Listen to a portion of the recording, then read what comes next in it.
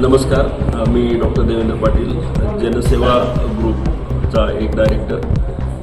आमच्या एक संकल्पना आम्ही घेतलेली आहे की कास तलाव भाग हा हरित करायचा.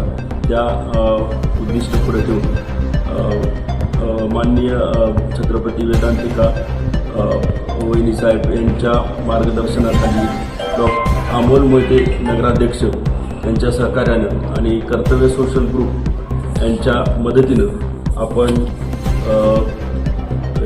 हे वृक्षारोपणाचा कार्यक्रम घेणार आहोत. यासाठी माननीय राजू भोसले यांचं उपाध्यक्ष जिल्हा परिषद यांचं आम्हाला अमूल्य सहकार्य मिळालेलं आहे.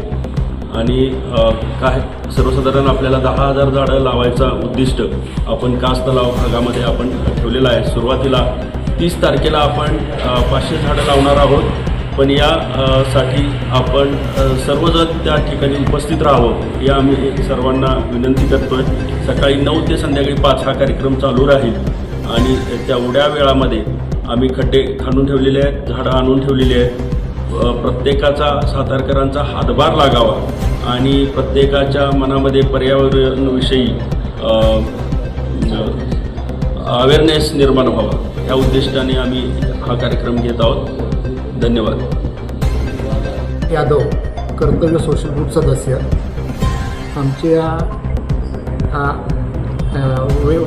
वेदांतिका राजे भोसले अध्यक्षा कर्तव्य सोशल ग्रुप आमचं आदरस्थान आणि श्रीमंत छत्रपती आमदार शिवेंद्रसिंह राजे भोसले यांच्या मार्गदर्शनाखाली डॉक्टर साहेबांच्या बरोबर आम्ही बरेच आपले ह्याच्याबरोबर मेडिकल कॅम्प केलेले आहेत. आणि आता पहिल्यांदा यांच्यावर वृक्षारोपणाचं काम करायची संधी मिळते. आम्ही तर पूर्वीपासून आपल्या सगळ्यांना पत्रकार बंधूंना पण माहीत आहे की वहिनी साहेबांचं कर्तव्य सोशल ग्रुप निसर्गासाठी काय काम करतो.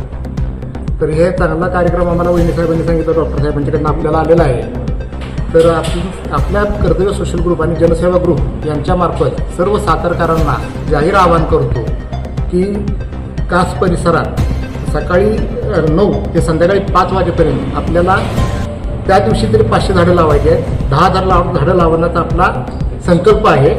आणि त्यासाठी आपल्याला अमोल मोहिते नगराध्यक्ष सातारा आणि जिल्हा परिषद उपाध्यक्ष राजू भोसले यांचं विशेष सहकार्य लाभलेलं आहे. स्वतः वेदांतिके राजे भोसले त्या दिवशी उपस्थित राहणार आहेत आणि डॉक्टर साहेबांना आम्ही बाकी कर्तव्य सोशल ग्रुपचे सदस्य तिथं आहोतच. तर सगळ्यांनी तिथं त्या कार्यक्रमास उपस्थित राहून सहकार्य करावं. आम्ही साताऱ्यात सुरू केलेलं आहे. जनसेवा ग्रुप हे संकल्पना डॉक्टर देवेंद्र पाटील यांच्या सहकार्यातून झालेली आहे. आम्ही एकत्रित डॉक्टर्स आलोना हॉस्पिटल सुरू केलेलं आहे साताऱ्यामध्ये.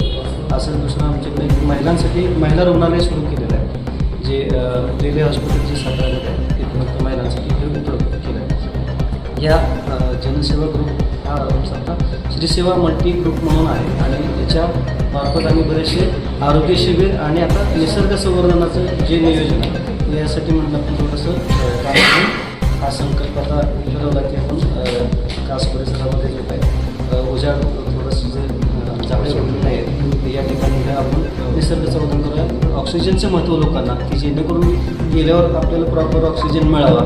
करोनामध्ये आपण बघितलं बरेचसे लोक ऑक्सिजनसाठी धडपडत होते, मिळवत होते, परंतु आपल्याला नॅचरल मिळावा या उद्देशानं आपण हे उद्दिष्ट करून 10,000 झाडं लावण्याचा संकल्प केला.